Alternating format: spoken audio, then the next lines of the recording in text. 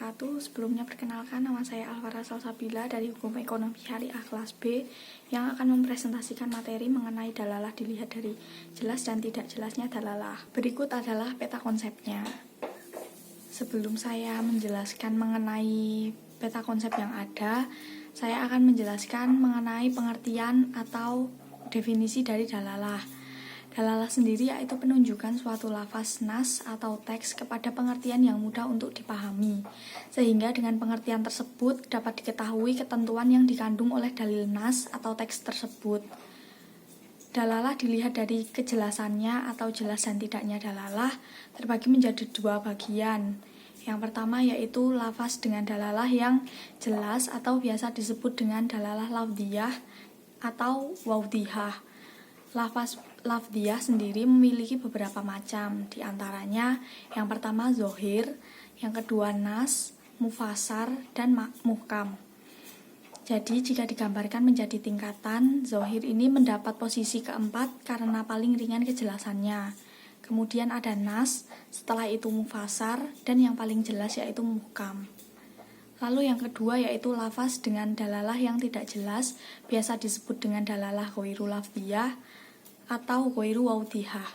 Lafaz ghairu wadhihah ini sendiri terbagi menjadi 4 macam, yaitu khofi yang merupakan lafaz yang paling jelas dibanding yang lain, di bawahnya ada muskil, setelah itu mujmal, dan yang terakhir yang penunjukan lafaz ini terhadap maknanya menjadi paling tidak jelas yaitu mutasyabih.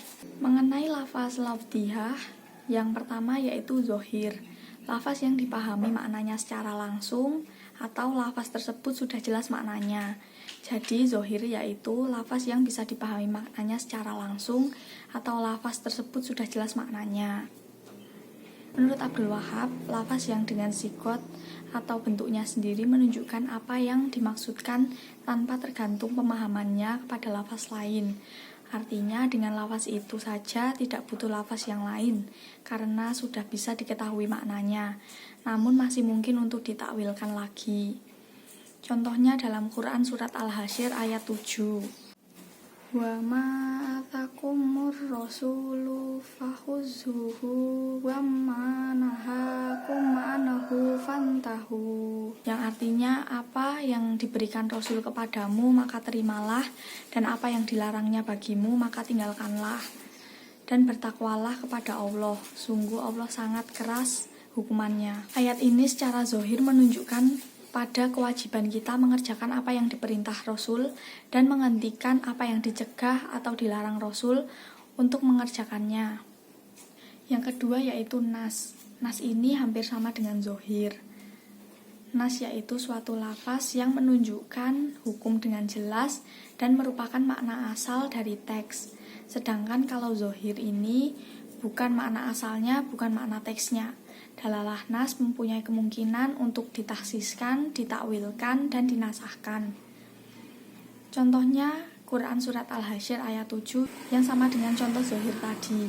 Wa ma atakumur rasulu fakhuzuhu wa ma nahakum anhu fantahu. Secara zohir, ayat ini menunjukkan pada kewajiban kita mengerjakan apa yang diperintah Rasul dan menghentikan apa yang dicegah atau dilarang Rasul untuk mengerjakannya. Tetapi makna ini bukan maksud utama dari ayat ini. Maksud utama ayat ini yaitu keharusan mengikuti Rasul tentang pembagian harta, rampasan, baik yang dibolehkan maupun yang tidak. Hal ini karena ayat di atas merupakan lanjutan dalam bunyi sebelumnya Quran surat Al-Hasyr ayat 7.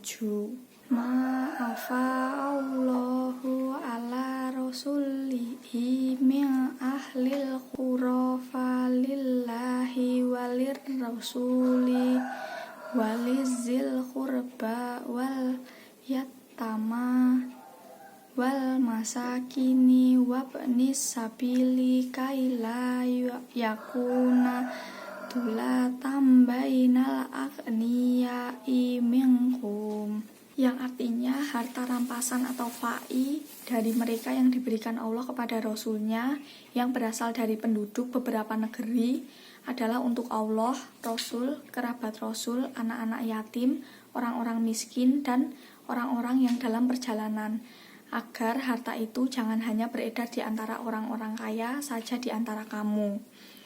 Jadi dalalah nas dari ayat ini adalah keharusan mengikuti Rasul tentang pembagian harta rampasan, baik yang dibolehkan maupun yang tidak. Selanjutnya yang ketiga adalah mufasar. Mufasar adalah lafaz yang menunjukkan suatu hukum dengan dalalah atau penunjukan yang tegas dan jelas, sehingga penunjukan itu tidak mungkin untuk ditakwilkan dan ditaksiskan. Contohnya dalam Quran surat An-Nur ayat 4. Walladzina yarmunal muhsanati summa lam ya'tu bi'arba'ati syuhada'a fajliduhum samanina jaldata. Yang artinya, dan orang-orang yang menuduh perempuan-perempuan yang baik berzina dan mereka tidak mendatangkan 4 orang saksi, maka deralah mereka 80 kali.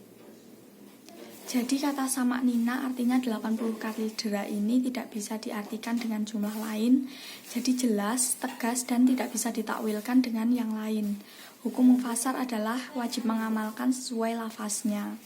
Yang terakhir adalah muhkam. Muhkam ini merupakan dalalah yang paling jelas di antara yang lain.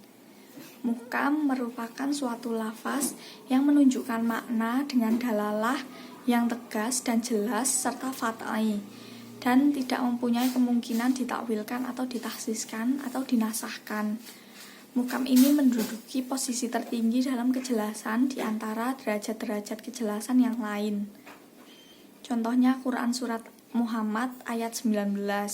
Fa'lam anahu la ilaha illallah. Yang artinya, maka ketahuilah bahwa sesungguhnya tidak ada Tuhan selain Allah.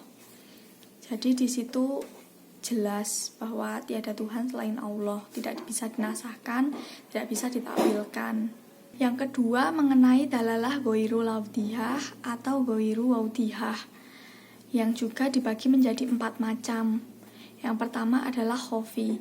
Khofi yaitu lafaz yang dari segi penunjukan kepada makna adalah jelas, namun ketidakjelasannya muncul ketika menerapkan makna tersebut kepada kasus tertentu.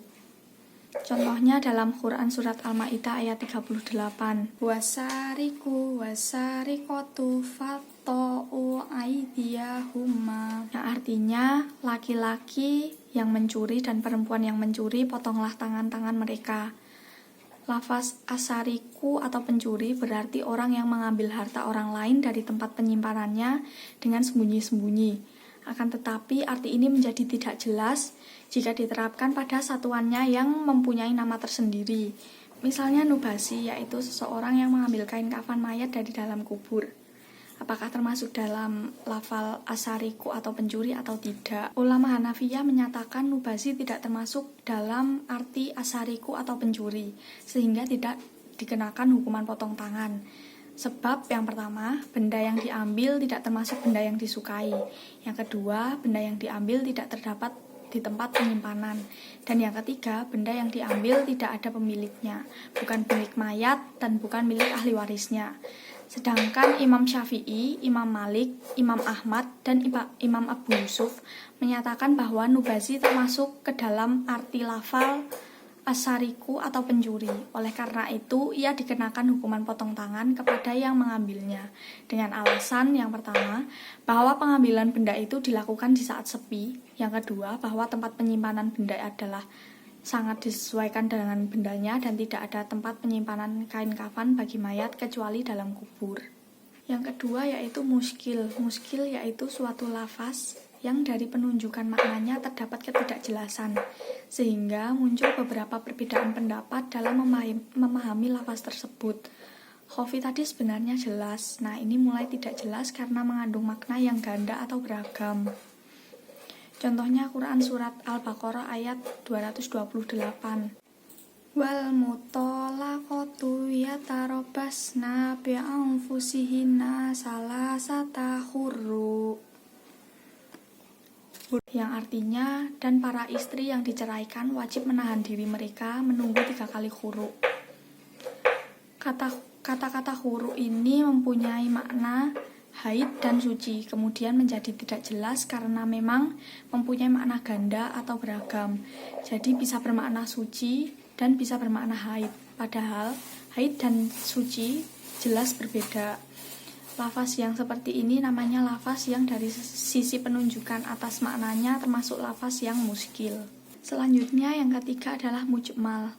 Mujmal merupakan lafaz yang mengandung makna secara global di mana kejelasan maksud dan rinciannya tidak dapat diketahui jika hanya dengan lafaz itu sendiri.